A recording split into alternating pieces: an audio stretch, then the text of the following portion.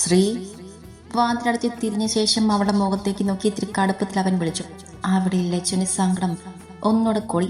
തികട്ടി വന്ന സങ്കടം കീശുണ്ട് കടിച്ചു പിടിച്ചുകൊണ്ട് ഒതുക്കുമ്പോൾ റേഞ്ച് അവളുടെ അടുത്തേക്ക് വന്നിരുന്നു. ഇങ്ങനെ കരയാതെ ശ്രീ, അവളോട് കടുപ്പിച്ച് പറഞ്ഞിട്ട് കാര്യമില്ലെന്ന് തോന്നിയത് കൊണ്ട് അവളെ ചേർത്ത് പിടിച്ചുകൊണ്ട് അവൻ പറഞ്ഞു. ലച്ചു നിറഞ്ഞ കണ്ണോടെ അവനെ നോക്കി. എന്താ അറിയില്ല, സങ്കടം വരിക. ഏട്ടൻ ചെറിയ കുട്ടിയല്ല, സ്വന്തം കാര്യം സ്വയം ചെയ്യാനുള്ള കഴിവുണ്ട് എന്നൊക്കെ അറിയാം. എന്നാലും ഒറ്റയ്ക്കാണെന്ന് ആലോചിക്കുമ്പോൾ ഒരു വിഷമം. ലച്ചു അതും പറഞ്ഞുകൊണ്ട് അവൻ്റെ തോളിലേക്ക് മുഖം അമർത്തി. റിയൻ ഷാ കൈമാറ്റി അവളെ അവരോട് ചേർത്ത് നിർത്തി. കഴിക്കുന്നതിലാണ് എനിക്ക് പേടി. എവിടെയും പോയി ഒന്നും കഴിക്കില്ല. സ്വന്തമായി എന്തെങ്കിലും ഉണ്ടാക്കി കഴിക്കാൻ അറിയോ? അതിനും അറിയില്ല. അതിനൊക്കെ അവിടെ ആളില്ലേ ശ്രീ? രാവിലെ മാത്രമല്ലേ ഉണ്ടാക്കി വെക്കൂ, രാത്രി ഒറ്റയ്ക്കല്ലേ, ഒന്നും കാണില്ലല്ലോ. അതൊക്കെ അവൻ നോക്കിക്കോളും. വിശന്നാൽ അവൻ എന്തെങ്കിലും ചെയ്യും, അല്ലാതെ പട്ടിണി കിടക്കത്തൊന്നുമില്ല. അല്ലെങ്കിലും അവൻ അവിടെ രാത്രി കാര്യമായി കഴിക്കുന്നത് ഒരു ചപ്പാത്തിയോ കഴിച്ചാൽ കഴിച്ചു, അത്രയല്ലേ ഉള്ളൂ. അതൊക്കെ അവൻ ഈസിയാണ്. റിയൻഷി ലച്ചുവിനെ തലമുടിയിൽ പതിയെ തലോടിക്കൊണ്ട് പറയുമ്പോൾ ലച്ചു അവൻ്റെ മുഖത്തേക്ക് നോക്കി. റിയൻഷി കണ്ണ് ചിമ്മി കാണിച്ചു. നമുക്ക് പോവാലോ, ഇടയ്ക്കിടയ്ക്ക് നിന്റെ ഏട്ടൻ്റെ അടുത്ത് പോവാം, അവൻ ഇങ്ങോട്ടും വരുമല്ലോ, കരയാതിരിക്കുക. ലച്ചുവിൻ്റെ മുഖം കയ്യിൽ കോരിയെടുത്തുകൊണ്ട് ആ കടലിലെ കണ്ണുനീർ തുടച്ചു കൊടുത്തുകൊണ്ട് അവൻ പറയുമ്പോൾ ലച്ചു ചെറുതായി ചിരിച്ചു കൊടുത്തു. എൻ്റെ ഗിഫ്റ്റ് വേണ്ടേ?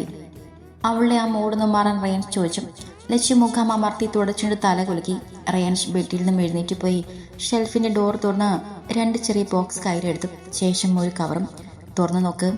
വലത്തെ കയ്യിലുള്ള ചെറിയ ബോക്സ് അവൾക്ക് നേരെ നീട്ടിക്കൊണ്ട് പറഞ്ഞതും ലച്ചു അത് വാങ്ങി തുറന്നു നോക്കി. 2 റിങ്, നല്ല ഭംഗിയുള്ള സിമ്പിൾ 2 റിങ്. ലച്ചുവിന് നന്നായി ഇഷ്ടപ്പെട്ടെന്ന് അവളുടെ മുഖം കണ്ടപ്പോൾ റയാൻഷിന് മനസ്സിലായി. ഇഷ്ടപ്പെട്ടോ? അവന്റെ ചോദ്യം അത് നെഞ്ചോട് ചേർത്ത് പിടിച്ചുകൊണ്ട് തല കുലുക്കി. റയാൻഷി അടുത്ത ബോക്സ് അവൾക്ക് നേരെ നീട്ടി. ലച്ചു പുരുകം ചുളിച്ചുകൊണ്ട് കയ്യിലുള്ള ബോക്സ് ബെഡിൽ വെച്ച ശേഷം അവന്റെ കയ്യിൽ നിന്നും ആ ബോക്സ് വാങ്ങി. ഒരു കീ, കാറിന്റെ കീ. ലച്ചു ഒന്ന് ഞെട്ടിക്കൊണ്ട് അവന്റെ മുഖത്തേക്ക് നോക്കി. അവിടെ ഒരു ചെറു പുഞ്ചിരിയോടെ നെഞ്ചിൽ കൈ കെട്ടി ചിരിയോടെ നിൽക്കുന്നുണ്ട്. എനിക്കാണോ? ലച്ചു ബെഡിൽ നിന്നും എഴുന്നേറ്റുകൊണ്ട് ചോദിക്കുമ്പോൾ റയാൻഷ് അവളെ ബെഡിലേക്ക് തന്നെ പിടിച്ചിരുത്തി. അന്ന് നീ ഡ്രൈവ് ചെയ്യുന്ന കണ്ടപ്പോൾ മനസ്സിൽ കരുതിയതാ, നീ ഇവിടേക്ക് വരുമ്പോൾ ഒരു പുതിയ കാർ വാങ്ങിത്തരണമെന്നത്. ഇനി ഓഫീസിലൊക്കെ പോയി തുടങ്ങുമ്പോൾ സ്വന്തമായി ഒരു വണ്ടിയൊക്കെയുള്ളത് നല്ലതാ. നിന്റെ പഴയ വണ്ടി നമുക്ക് കൊടുക്കാം. റിയാൻഷ് പറയുമ്പോൾ ലച്ചു തലയാട്ടി. ഹരിയുടെ പഴയ വണ്ടിയാണ് അവൾ ഉപയോഗിച്ചിരുന്നത്. പുതിയത് വാങ്ങാൻ കഴിയാഞ്ഞിട്ടല്ല, നല്ലതുപോലെ ഓടിച്ചു പഠിച്ചിട്ട് മതിയെന്ന് ഒരു തോന്നലിൽ നീണ്ടുപോയതാണ്. പക്ഷേ ഇത് സ്വപ്നത്തിൽ പോലും കരുതിയില്ല. ഇനി ഇത് നോക്ക്. കയ്യിലുള്ള ബോക്സ് വാങ്ങിയ ഒരു കവർ അവളുടെ കയ്യിൽ വെച്ച് കൊടുത്തു. ലച്ചു അത് തുറന്നു നോക്കി. ഒരു ബ്ലാക്ക് സാരിയും ബ്ലൗസും. ഇത് ഞാൻ ആശിച്ചു വാങ്ങിയതാ, നമ്മുടെ നല്ലൊരു മൊമെന്റ്സിൽ കൊടുക്കാം. അവൻ പറയുമ്പോൾ ലച്ചു തല കൊടുക്കി. കണ്ണിൽ ഒരു ചെറിയ നാണം വിടർന്നപ്പോൾ അവൾ മുഖം താഴ്ത്തി. റയൻ ഷവളെ അവൻ്റെ നെഞ്ചിലേക്ക് ചേർത്ത് പിടിച്ചു. പോയി ഫ്രഷ് ആയിട്ട് വാ, പുതിയ കാറിൽ ഒരു നൈറ്റ് ഡ്രൈവ് പോയിട്ട് വരാം. റയാൻഷ് പറയുമ്പോൾ പറ്റില്ലെന്ന് പറയാൻ ലച്ചുവിനും തോന്നിയില്ല. ബാത്റൂമിൽ കയറി ഫ്രഷായി ഇറങ്ങി. ശേഷം റയാൻഷ് കയറി. അപ്പോഴേക്കും ലച്ചു റെഡിയായിരുന്നു. 2 പേരും റെഡിയായി ഇറങ്ങി. അപ്പോഴേക്കും എല്ലാവരും കിടന്നിരുന്നു. റോഷനെ വിളിച്ചപ്പോൾ ഉറങ്ങിയിട്ടുണ്ട്, അതുകൊണ്ട് 2 പേരും ഇറങ്ങി. ലച്ചു തന്നെയാണ് വണ്ടി എടുത്തത്. അതിൻ്റെ ഒരു ഫോട്ടോ റയൻ ഷഹാരിയുടെ നമ്പറിലേക്ക് അയച്ചു കൊടുത്തു. കുറച്ചധികം നേരം ഡ്രൈവ് ചെയ്തൊരു ഷോപ്പിൽ കയറി ചായയും കുടിച്ചിട്ടാണ് 2 പേരും തിരിച്ചത്. തിരിച്ചു വരുമ്പോൾ റയാൻഷ് വണ്ടി ഓടിച്ചത് അവൻ്റെ കയ്യിൽ ചുറ്റിപ്പിടിച്ചുകൊണ്ട് അവനോട് ചേർന്നിരുന്നു ലച്ചു. വീട്ടിലെത്തിയതും നേരം ഒത്തിരി വൈകിയിരുന്നു. അതുകൊണ്ടൊന്നും ഓർക്കാതെ 2 പേരും കെട്ടിപ്പിടിച്ച് നല്ല ഉറക്കമുറങ്ങി. അലാം വയ്ക്കണം, നേരത്തെ എഴുന്നേൽക്കണം എന്നൊക്കെ കരുതിയെങ്കിലും അതൊന്നും നടന്നില്ല. സൂര്യൻ കണ്ണിലേക്ക് അടിച്ചപ്പോഴാണ് എഴുന്നേറ്റത്. എന്നിട്ട് ചാടി എഴുന്നേൽക്കാൻ പറ്റുന്നുണ്ടോ? അതുമില്ല. 2 കൈകൾ കൊണ്ടും അതുപോലെ അവളെ വരിഞ്ഞു മുറുക്കി കെട്ടിപ്പിടിച്ചുകൊണ്ടാണ് കിടപ്പ്. ചിച്ചുവേട്ടാ.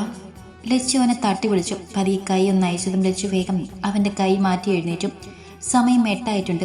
ലച്ചു വേഗം ബാത്റൂമിൽ കയറി കുളിച്ചിറങ്ങി. ഒരു ടോപ്പും പാൻറ്റും ഇട്ട് വേഗം താഴേക്ക് ഓടിയിറങ്ങി. റയാൻഷ് അപ്പോഴും നല്ല ഉറക്കത്തിലാണ്. ലച്ചു അടുക്കളയിലേക്ക് ചെല്ലുമ്പോൾ സുഭദ്രയും ജോലിക്ക് നിൽക്കുന്ന സ്ത്രീയുമുണ്ട്. അല്ലാതെ ആരുമില്ല. എല്ലാവരും എഴുന്നേറ്റ് കുളിച്ച് മാറ്റി പോകാൻ റെഡിയായിട്ട് പുറത്തേക്ക് വരും. ആ മോൾ എഴുന്നേറ്റോ, ഞാൻ ഈ ചായ അമ്മയ്ക്ക് കൊടുത്തിട്ട് വരട്ടെ, മോളിരിക്കെ. അതും പറഞ്ഞിട്ട് സുഭദ്ര അടുക്കളയിൽ നിന്നും പുറത്തേക്ക് നടന്നു. ലച്ചു ചുറ്റുമൊന്ന് നോക്കിക്കൊണ്ട് അടുക്കളയിലെ ചെയറിലിരുന്നു. ജോലിക്ക് നിൽക്കുന്ന ചേച്ചിയെ നോക്കിയെന്ന് ചിരിച്ചു കൊടുത്തു. അവർ തിരിച്ചു. അപ്പോഴേക്കും സുഭദ്ര വന്നു. ഇത്ര നേരത്തെ എഴുന്നേൽക്കേണ്ടിയിരുന്നില്ല, കിച്ചു പോകുമ്പോഴേക്കും എഴുന്നേറ്റാൽ മതിയായിരുന്നു. സുഭദ്ര പറയുമ്പോൾ ലച്ചു ഒന്ന് ചിരിക്കുക മാത്രം ചെയ്തു. അപ്പോഴേക്കും അടുക്കളയിലേക്ക് റോഷ്നിയും വന്നിരുന്നു. റോഷ്നി കണ്ണും തിരുമ്മി ലച്ചുവിൻ്റെ അടുത്തേക്ക് ഇരുന്നു. ലച്ചുവോടെ പാറി പറന്ന മുടി ഒതുക്കി കൊടുത്തു. സുഭദ്ര ഒരു ചിരിയോടെ അവർ 2 പേരെയും നോക്കി. ഇന്നെന്താ ഇത്ര നേരത്തെ? സുഭദ്ര ചോദിക്കാൻ തുടങ്ങിയ ചോദ്യമാണ്. പക്ഷെ അതിനു മുൻപ് ചോദിച്ചത് ലച്ചുവാണ്. ഹരിക്കുട്ടൻ വിളിച്ചപ്പോൾ പറഞ്ഞിരുന്നു പെങ്ങളെ ശ്രദ്ധിക്കണമെന്ന്. ഇനി എൻ്റെ ശ്രദ്ധ മാറിയിട്ട് ഒരു പ്രശ്നം ഉണ്ടാവണ്ടെന്ന് കരുതി അലാറം വെച്ച് എഴുന്നേറ്റ് വന്നതാ. റോഷിനി പറയുമ്പോൾ ലച്ചു ഒന്ന് ചിരിച്ചു. മനഃപൂർവ്വം ഓർക്കാത്ത അവളുടെ ഏട്ടനെ കുറിച്ചുള്ള ചിന്തകൾ അവളുടെ മനസ്സിലേക്ക് വന്നു. പക്ഷെ പുറത്തേക്ക് കാണിച്ചില്ല. അവർക്കൊപ്പം സംസാരിച്ച് കുറച്ചു നേരം ഇരുന്നു. അമ്മേ, അടുക്കള വാതിലിന് അഞ്ചിന് ശബ്ദം കേട്ടതും ലച്ചുവും റോഷിനിയും സുഭദ്രയും തിരിഞ്ഞു നോക്കി. കോഫി ആയോ? ചോദിക്കുന്നതിനൊപ്പം ലച്ചുവിനെ നോക്കിയൊന്ന് ചിരിക്കുകയും ചെയ്തു. സുഭദ്ര അപ്പോഴേക്കും കോഫി ഒരു കപ്പിൽ പകർത്തി അവൾക്ക് കൊടുത്തു. അഞ്ചു അവിടെയുള്ള ചെയറിലേക്ക് ഇരുന്നുകൊണ്ട് അത് കുടിച്ചു. റോഷിനി അവളെ തന്നെ നോക്കിക്കൊണ്ടിരിക്കുകയാണ്. സ്വന്തം മമ്മിയോട് ഇങ്ങനെ കൽപ്പിക്കുന്നത് കാണുമ്പോൾ ഒരു ദേഷ്യം. ലക്ഷ്മി നേരത്തെ എഴുന്നേൽക്കുമോ? കയ്യിലിരുന്ന ഗ്ലാസ് മുന്നിൽ ടേബിൾ വെച്ചുകൊണ്ട് അഞ്ചു ചോദിച്ചു. സ്ഥിരമായിട്ടൊന്നുമില്ല, നേരത്തെ എഴുന്നേൽക്കണമെന്ന സാഹചര്യമാണെങ്കിൽ എഴുന്നേൽക്കും. ലച്ചു ചിരിയോടെ പറയുമ്പോൾ അഞ്ചു ചിരിച്ചോടെ തലയാട്ടി. എനിക്ക് നേരത്തെ എഴുന്നേൽക്കാൻ പറ്റില്ല, തലവേദനിക്കും. കോളേജ് കഴിഞ്ഞപ്പോൾ പിന്നെ നേരത്തെ എഴുന്നേറ്റിട്ടില്ല. ഗർഭിണിയായപ്പോൾ പിന്നെ പറയണ്ട. എഴുന്നേൽക്കുക എന്ന് പറഞ്ഞാൽ ഭയങ്കര ദേഷ്യമാണ്. പിന്നെ അകത്തുള്ള ആൾക്ക് കൃത്യസമയത്ത് വല്ലതും കൊടുക്കണമെങ്കിൽ എഴുന്നേറ്റല്ലേ പറ്റൂ. അതുകൊണ്ട് എഴുന്നേൽക്കും. എൻ്റെ വീട്ടിലാകുമ്പോൾ ബെഡിൽ നിന്ന് എഴുന്നേറ്റിരുന്നാൽ മതി, അമ്മ എല്ലാം അങ്ങോട്ട് എത്തിക്കും. ഇവിടെ ആകുമ്പോൾ താഴേക്ക് ഇറങ്ങി വരണം. അഞ്ചി പറയുമ്പോൾ റോഷിനി വല്ലാത്തൊരു ഭാവത്തിൽ അവളെ നോക്കി. അതൊന്നും ഇവിടെ പറ്റില്ലല്ലോ അല്ലേ ഏട്ടത്തി? അതൊക്കെ സ്വന്തം വീട്ടിൽ കിടന്ന സുഖവും സന്തോഷവും ഭർത്താവിൻ്റെ വീട്ടിൽ കിട്ടുമോ? അതല്ലേ ഞാൻ കല്യാണം കഴിക്കാത്തത്. അഞ്ജുവിനെ നോക്കി തന്നെ തമാശയുടെ റോഷിനി പറഞ്ഞു. ആ വാക്കുകളിൽ കളിയും കാര്യവും ഉണ്ടായിരുന്നു. അഞ്ജു അതിന് മറുപടി ഒന്നും പറഞ്ഞില്ല, ചുമ്മാ ചിരിക്കുക മാത്രം ചെയ്തു. നീ കഴിക്കാത്തതാണോ അതോ ഞങ്ങൾ കഴിപ്പിക്കാത്തതാണോ? സുഭദ്ര റോഷിനിയെ നോക്കി കടുപ്പിച്ച് ചോദിച്ചു. അഞ്ജുവിൽ നിന്നുള്ള നോട്ടം മാറ്റി റോഷിനി സുഭദ്രയെ നോക്കി പുരുകൻ ചോദിച്ചു. ആ പറഞ്ഞത് എനിക്ക് മനസ്സിലായില്ല. നിങ്ങൾ കഴിപ്പിക്കാത്തതോ? ഞാനല്ലേ കഴിക്കേണ്ടത്?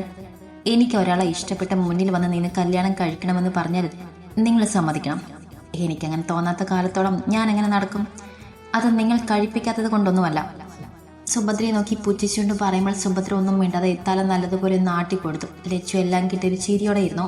പോയി കുളിച്ചിട്ട് വാ, ചായ കുടിക്കാം. ലച്ചു റോഷിനിയെ നോക്കി പറഞ്ഞതും റോഷിനി വേണോ വേണ്ടെന്ന രീതിയിൽ ഇരുന്നിട്ടെന്ന് എഴുന്നേൽക്കാൻ തുടങ്ങി. അവൾ ഈ നേരത്തൊന്നും കുളിക്കില്ല ലക്ഷ്മി. എഴുന്നേൽക്കുമ്പോൾ തന്നെ ഉച്ചയാകും. ഇനിയിപ്പോൾ വല്ല ആവശ്യം കാണും, അല്ലാതെ ഒന്നും ഈ നേരത്തെ എണീക്കില്ല. പിന്നെ കുളി അതില്ല, ബ്രഷ് ചെയ്ത് വന്ന് കഴിക്കാനിരിക്കും. കുളിയൊക്കെ ചായ കുടിച്ചിട്ടാണ്. അഞ്ചി ലച്ചുവിനോട് പറയുമ്പോൾ ലച്ചു അതിൽ ചിരിക്കുക മാത്രം ചെയ്തു. പക്ഷെ ആ പറഞ്ഞതും റോഷനിക്ക് വല്ലാതെ പിടിച്ചില്ല. വലിയേട്ടത്തി ആരോടാ ഇതൊക്കെ പറഞ്ഞു കൊടുക്കുന്നത്? ഞാൻ ഇത്രയും ദിവസം മേട്ടത്തിര കൂടെ ഏട്ടത്തിര വീട്ടിലായിരുന്നില്ലേ? എന്നെക്കുറിച്ചെല്ലാം ഏട്ടത്തിക്കറിയാം. റോഷിനി അഞ്ജുവിനെ നോക്കി പറയുമ്പോൾ അതത്ര പിടിക്കാത്ത പോലെ അഞ്ചു റോഷിനിയെ നോക്കി.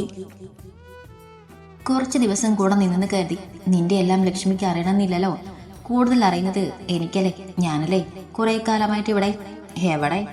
റോഷിനി ഇരുന്നിടത്തുനിന്നും എഴുന്നേറ്റുകൊണ്ട് അഞ്ജുവിനെ നോക്കി ചോദിച്ചു. വലിയേട്ടത്തി കുറെ കാലമായിട്ട് എവിടെ? സ്വന്തം വീട്ടിലായിരുന്നില്ലേ? ഞാൻ ബാംഗ്ലൂരും. വല്ലപ്പോഴും ലീവിന് വരുമ്പോ ഏട്ടത്തി ഒന്ന് കണ്ടാൽ കണ്ടു. ആ എന്നെക്കുറിച്ച് എന്തറിയാനാ? ഒന്നും അറിയില്ല. ഞാൻ കുളിച്ചിട്ട് വരാം. അഞ്ജുവിനെ നോക്കി അത്രയും പറഞ്ഞിട്ട് റോഷിനി പുറത്തേക്ക് നടന്നു. എന്തോ ലച്ചുവിനെ ചെറുതാക്കാൻ നോക്കുന്ന പോലെ റോഷിനിക്ക് തോന്നി.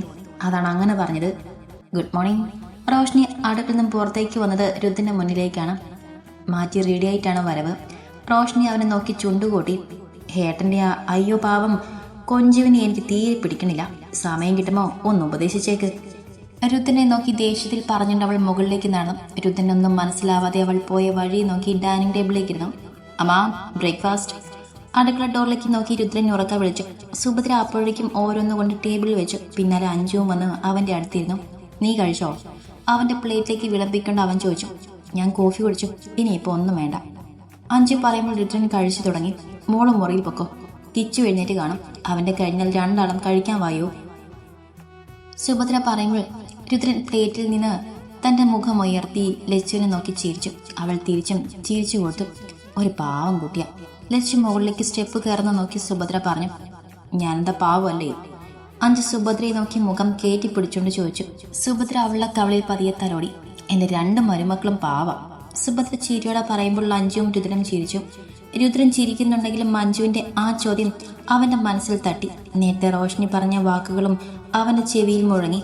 എന്തിനെ ഒരു ടെൻഷൻ? രുദ്രൻ തലയൊന്ന് കുടഞ്ഞുകൊണ്ട് മറ്റൊന്നും ആലോചിക്കാതെ കഴിയുന്നതിൽ ശ്രദ്ധിച്ചു. വൈകുന്നേരം ലച്ചു സീറ്റൗട്ടിൽ നിൽക്കുകയാണ്. കണ്ണുകൾ ഗേറ്റിന്റെ ഭാഗത്തേക്കാണ്. രാവിലെ വിളിച്ചപ്പോഴും ഉച്ചയ്ക്ക് വിളിച്ചപ്പോഴും വൈകിട്ട് ഹരി വരുമെന്ന് പറഞ്ഞിരുന്നു. ഓഫീസ് കഴിഞ്ഞ് അവൻ വരുന്നത് കാത്തു നിൽക്കുകയാണ്. 2 ദിവസം കഴിഞ്ഞാൽ ഈ ടെൻഷനില്ല. 2 ദിവസം കഴിഞ്ഞാൽ ഓഫീസിൽ പോയി തുടങ്ങാൻ റയാൻഷ് പറഞ്ഞിട്ടുണ്ട്. രാവിലെ മുതൽ വൈകുന്നേരം വരെ അവളുടെ മുന്നിൽ ഹരി ഉണ്ടാകുമല്ലോ എന്നൊരു ആശ്വാസം മനസ്സിലുണ്ട്. ശ്രീ പിന്നിലും റയാൻഷ് വിളിച്ചപ്പോൾ അവൾ തിരിഞ്ഞു നോക്കി. വൈകിട്ട് ഓഫീസിൽ പോയി വന്നതാണ് അവൻ. കുളി കഴിഞ്ഞ് അവനൊരു കോഫി ഉണ്ടാക്കി കൊടുത്ത ശേഷമാണ് പുറത്തേക്ക് ഇറങ്ങിയത്. ഏട്ടനെ കാണുന്നില്ലല്ലോ കിച്ചുവേട്ടാ, ഇനി വരാമെന്ന് പറഞ്ഞത് എന്നെ സമാധാനിപ്പിക്കാൻ പറഞ്ഞതാവോ? ഗേറ്റിലേക്ക് നോക്കി ലജ്ജ ചോദിക്കുമ്പോൾ അവൻ വാതിലും കടന്ന് അവളുടെ അടുത്തേക്ക് വന്നു. അങ്ങനെ വെറും വാക്കൊന്നും അവൻ പറയില്ല. ഇനി വല്ല തിരക്കിൽപ്പെട്ടു പോയി വരാൻ പറ്റിയില്ലെങ്കിൽ നമുക്ക് അവൻ്റെ അടുത്തേക്ക് പോവാം. ഒരു 1/2 മണിക്കൂർ ഡ്രൈവല്ലേ ഉള്ളൂ. റയാൻഷ് ലച്ചുവിൻ്റെ തോളിൽ പിടിച്ചുകൊണ്ട് പറയുമ്പോൾ അവൾ അവനെ നോക്കി ചിരിച്ച് കാണിച്ചു. അപ്പോഴേക്കും ഹരിയുടെ കാർ ഗേറ്റ് കടന്ന മുറ്റത്തേക്ക് വന്നു. റയാൻഷിൻ്റെ കയ്യിൽ നിന്ന് പിടഞ്ഞു മാറിക്കൊണ്ട് അവൾ ഓടി കാറിൻ്റെ അടുത്തേക്ക് ചെന്നു. എന്താ നേരം വൈകിയത്?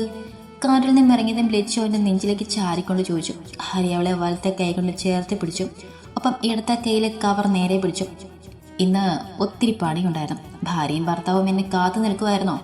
ലച്ചുവിനെ കൊണ്ട് സ്റ്റെപ്പ് കയറുമ്പോൾ റയാൻഷിനെ നോക്കി ഹരി ചോദിക്കുമ്പോൾ റയാൻഷ് ചിരിച്ചു. ആ ചിരിയിലുണ്ടായിരുന്നു അവനുള്ള മറുപടി. വാ, അകത്തേക്ക് ഇരിക്കാം. റയാൻഷ് പറയുമ്പോൾ ഹരി ഹാളിലേക്ക് കടന്നു. അവിടെ സീറ്റിൽ ദേവേന്ദ്രനും സുഭദ്രയും ഇരിക്കുന്നുണ്ട്. ഹരിയെ കടന്നും സുഭദ്ര ഇരുന്നിടത്തുനിന്ന് എഴുന്നേറ്റ് അവൻ്റെ അടുത്തേക്ക് വന്നു. പെങ്ങൾ 4 മണിക്ക് തുടങ്ങിയ നിൽപ്പ. ചിരിയോട് അവരത് പറയുമ്പോൾ ഹരി ചിരിച്ചു. ഇരിക്ക്. ദേവേന്ദ്രന്റെ ഹരിയെ നോക്കി പറഞ്ഞതും ഹരി സെറ്റിയിലേക്ക് ഇരുന്നു. തൊട്ടടുത്ത് റയാൻഷും ഇരുന്നു. ഹരി കയ്യിലുള്ള കവർ ലച്ചുവിന് നേരെ നീട്ടി. അവളത് വാങ്ങി. അതിൽ ഐസ്ക്രീം ഉണ്ട്, തണുപ്പ് പിടിക്കണ്ട, ഫ്രിഡ്ജിൽ വെച്ചോ. ആ കവറും പിടിച്ചുകൊണ്ട് ലച്ചു നിൽക്കുന്നത് നോക്കി ഹരി പറഞ്ഞതും അവൾ തലയാട്ടി അടുക്കളയിലേക്ക് നടന്നു. എന്തിനാ അതൊക്കെ വാങ്ങിയിട്ട് വന്നത്? അതൊക്കെ കഴിക്കാൻ പറ്റിയ കുട്ടികളൊന്നും ഇവിടെ ഇല്ലല്ലോ. സുഭദ്ര ചിരിയോടെ പറഞ്ഞുകൊണ്ട് ദേവേന്ദ്രന്റെ അടുത്തേക്ക് തന്നെ ഇരുന്നു. ലച്ചു ഇങ്ങനെയുള്ളതൊക്കെ കഴിക്കുമെങ്കിൽ അവൾക്കായി വാങ്ങിയതാണെന്ന് വെക്കാം. പക്ഷെ ലച്ചു ഇങ്ങനെ ഇതൊന്നും കഴിക്കില്ലല്ലോ. പിന്നെ ആർക്കാണ് അതൊക്കെയെന്ന ചിന്തയിലാണ് സുഭദ്ര പറഞ്ഞത്.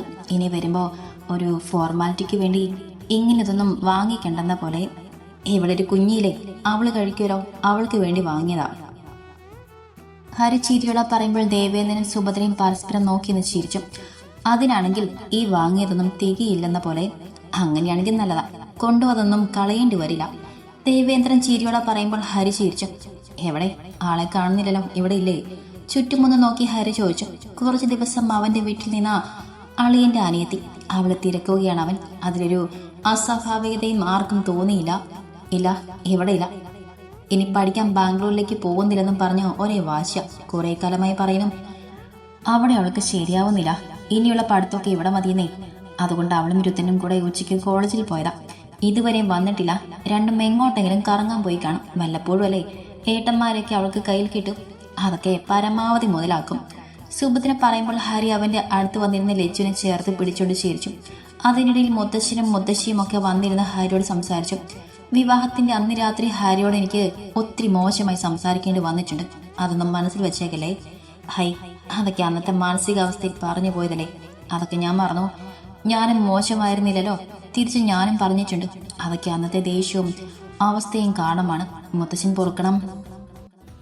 മുത്തശ്ശന്റെ വാക്കുകൾക്ക് ഹരി മറുപടി കൊടുക്കുമ്പോൾ അവന്റെ ഉള്ളിലുണ്ടായിരുന്ന ഒരു ചെറിയ ടെൻഷനും വല്ലായ്മയും മാറിയിരുന്നു. എന്നാ ഞാൻ ഇറങ്ങിയാലോ? ഇനി ഒരു ദിവസം വരാം. ഹരി ഇരുന്നിടത്തുനിന്നും എഴുന്നേൽക്കാൻ നോക്കിക്കൊണ്ട് പറഞ്ഞതും അതിന് സമ്മതിക്കാതെ ലച്ചു അവന്റെ നെഞ്ചിലേക്ക് കൊട്ടി. ഇനിയിപ്പോൾ സമയം ഇത്രയായില്ലേ, കുറച്ചു നേരം കൂടെ കഴിഞ്ഞ് കഴിച്ചിട്ടിറങ്ങാം. ഏയ്, അതിന്റെ ആവശ്യമൊന്നുമില്ല. പിന്നെ ഞാൻ കഴിക്കുന്ന നേരമായിട്ടില്ല, ഇറങ്ങട്ടെ. ഹരി ലച്ചുവിനെ ചേർത്ത് പിടിച്ചുകൊണ്ട് റയാൻഷിന് മറുപടി കൊടുത്തുകൊണ്ട് എഴുന്നേറ്റു. ലച്ചു കണ്ണിൽ വെള്ളം നിറച്ചുകൊണ്ട് ഹരിയെ നോക്കി. കഴിച്ചിട്ട് പോവേട്ടാ. വേണ്ട മോളെ, വിശപ്പില്ലാത്തോണ്ട. ഏട്ടൻ പോകുമ്പോൾ പാഴ്സൽ വാങ്ങിക്കൊള്ളാം. ഹരി പറയുമ്പോൾ ലച്ചു പിന്നെ അവനെ നിർബന്ധിച്ചില്ല. സുഭദ്ര വേഗം അടുക്കളയിലേക്ക് പോയി 5 ചപ്പാത്തിയും കുറുമയും പാക്ക് ചെയ്തെടുത്ത് പുറത്തേക്ക് വരുമ്പോൾ ഹരി മുറ്റത്തേക്ക് ഇറങ്ങിയിട്ടുണ്ട്. പോയി ഇത് നിന്റെ ഏട്ടന് കൊണ്ട് കൊടുക്ക്. പോകുമ്പോൾ വാങ്ങിക്കൊന്നും നിൽക്കണ്ട, ചപ്പാത്തിയാണ്. സുഭദ്ര പറയുമ്പോൾ കണ്ണിൽ വെള്ളം നിറച്ചുകൊണ്ട് ലച്ചു അവരെ നോക്കി ചിരിച്ചു. ഉള്ളിലെ ആഗ്രഹം പറയാതെ ചെയ്ത അവരോട് ഒത്തിരി ഇഷ്ടം തോന്നി. അത് അവളുടെ കവളിൽ മുത്തി പ്രകടിപ്പിക്കുമ്പോൾ അവൾ ഹരിയുടെ കയ്യിൽ കൊടുത്തു. അവൻ വാങ്ങിയില്ല, നിർബന്ധിച്ച് കയ്യിൽ കൊടുത്തു. ഹരി ഇത് വാങ്ങുമ്പോൾ സുഭദ്രയെ നോക്കിയെന്ന് ചിരിച്ചു കൊടുത്തു. ശേഷം കാറിൽ കയറി പുറത്തേക്ക് പോയി. ലച്ചു അവൻ പോകുന്നത് നോക്കി നിൽക്കുമ്പോൾ റയാൻഷ് അവളെ ചേർത്ത് പിടിച്ച് അകത്തേക്ക് കയറി. സ്റ്റെപ്പ് കയറുമ്പോൾ ഇരുത്തിന്റെ കാർ മുറ്റത്ത് വന്ന് നിന്നു. എല്ലാവരും എന്താ പുറത്ത് ചോദിച്ചുകൊണ്ട് റോഷ്നി കാറിൽ നിന്നും ഇറങ്ങി. ലച്ചുവിന്റെ ഏട്ടൻ വന്നിരുന്നു. അവനെ യാത്രയാക്കാൻ വന്നതാ. നിങ്ങളെന്താ ഇത്രയും വൈകിയേ? അയ്യോ, പോയോ? സുഭദ്ര ചോദിച്ച ചോദ്യം കേൾക്കാത്ത പോലെ അവൾ തിരിഞ്ഞ് ഗേറ്റിന്റെ ഭാഗത്തേക്ക് നോക്കി. ഞങ്ങളൊന്ന് മാളിൽ കയറിയമേ, കുറച്ചു നേരം വൈകി. അതും പറഞ്ഞ രുദ്രൻ്റെ അകത്തേക്ക് പിന്നാലെ എല്ലാവരും കയറി. റോഷ്നി കയ്യിലുള്ള സ്നിക്കേഴ്സ് ലച്ചുവിൻ്റെ കയ്യിലേക്ക് കൊടുത്തു. ലച്ചു ഒന്ന് ചിരിച്ചു. ഏട്ടൻ നിനക്ക് ഐസ്ക്രീം വാങ്ങിക്കൊണ്ട് വന്നിട്ടുണ്ട്. ലച്ചു ആ സ്നിക്കേഴ്സ് കയ്യിൽ വാങ്ങിക്കൊണ്ട് പറയുമ്പോൾ റോഷ്നി നിറഞ്ഞെന്ന് ചിരിച്ചു. അല്ലെങ്കിലും ഹരിക്കുട്ടൻ മുത്താണ് പറഞ്ഞുകൊണ്ട് അടുക്കളയിലേക്ക് ഓടി. തിരിച്ചു വരുമ്പോൾ ഒരു കയ്യിൽ ഐസ്ക്രീമിൻ്റെ ഫാമിലി പാക്കും ഒരു കയ്യിൽ അവൻ കൊണ്ടുവന്ന കവറും ഉണ്ടായിരുന്നു. അവളതുകൊണ്ട് സെറ്റിയിലിടും. നീ കഴിച്ചില്ലേ കുഞ്ഞു വന്നത്, ഇനി ഇതൊക്കെ നാളെ കഴിക്കാം. രുദ്രൻ പറയുമ്പോൾ റോഷ്നി അത് കേൾക്കാത്ത പോലെ ഇടും. ഇത് ഏട്ടത്തിക്ക്. കവറിൽ നിന്ന് ഓരോന്ന് പുറത്തേക്കെടുത്ത് ലച്ചുവിന് ഇഷ്ടമുള്ളത് ലച്ചുവിനും അവൾക്ക് ഇഷ്ടമുള്ളത് അവൾക്കും മാറ്റി വെച്ചു. എല്ലാവരും അത് നോക്കി നിൽക്കുകയാണ്. റയാൻഷിന് വലിയ അത്ഭുതമൊന്നും തോന്നിയില്ല. അവളുടെ ഇഷ്ടങ്ങളൊക്കെ ഹരിക്ക് അറിയാമെന്ന് അവനറിയാലോ. ലച്ചുവിന് ഇഷ്ടമുള്ളത് വാങ്ങിക്കുമ്പോൾ ഉറപ്പായും റോഷ്നിക്കൃതം അവൻ വാങ്ങിക്കുമെന്നും അവനറിയാം. എല്ലാം ഒരേ ഭാഗം വെച്ചില്ലേ, ഇനി ഇതൊക്കെ എടുത്ത് വെച്ച് പോയി കുളിക്ക്. സുഭദ്ര പറയുമ്പോൾ അവരുടെ കണ്ണുകൾ ലച്ചുവിൻ്റെ മടിയിലെ സാധനങ്ങളിലേക്കും റോഷ്നിയുടെ മടിയിലെ സാധനങ്ങളിലേക്കുമായിരുന്നു. ലച്ചുവിൻ്റെ മടിയിൽ നട്ട്സ്, സ്നിക്കേഴ്സ്, മധുരമുള്ള ചിപ്സ്, കടലമുട്ടായി അങ്ങനെയൊക്കെയാണ്. റോഷ്നിയുടെ മടിയിൽ ലേസ്, കുറുക്കുറ, ഗാലക്സി, ഡയറി മിൽക്ക് അങ്ങനെയൊക്കെ. ഇത് ഫ്രിഡ്ജിൽ വെക്കാം, ബാക്കിയൊക്കെ എൻ്റെ റൂമിൽ കൊണ്ടുവയ്ക്കാം. അതും പറഞ്ഞിട്ട് റോഷ്നി ഇരുന്നിടത്തു നിന്നും എഴുന്നേറ്റും. ഇത് എന്ത് സ്വഭാവം? ഇത് നിനക്ക് കൊണ്ടുവന്നുമല്ല, അവൻ്റെ പെങ്ങൾക്ക് കൊണ്ടുവന്നതാ. അതാ കുട്ടിക്ക് കൊടുക്ക്. മുത്തശ്ശി അവളെ തടഞ്ഞുകൊണ്ട് പറഞ്ഞു. ഇതൊക്കെ എനിക്കാ മുത്തശ്ശി, അവിടെ ആകുമ്പോൾ ഹരിയേട്ടൻ ഇങ്ങനെയാ, ഞങ്ങൾക്ക് രണ്ടുപേർക്കും ഒരുപോലെ വാങ്ങിക്കും. അതും പറഞ്ഞിട്ട് ഒരു കൂസലമില്ലാതെ അവൾ അവളുടെ മുറിയിലേക്ക് നടന്നു. എല്ലാവരും അവൾ പോന്ന് നോക്കി നിന്നു.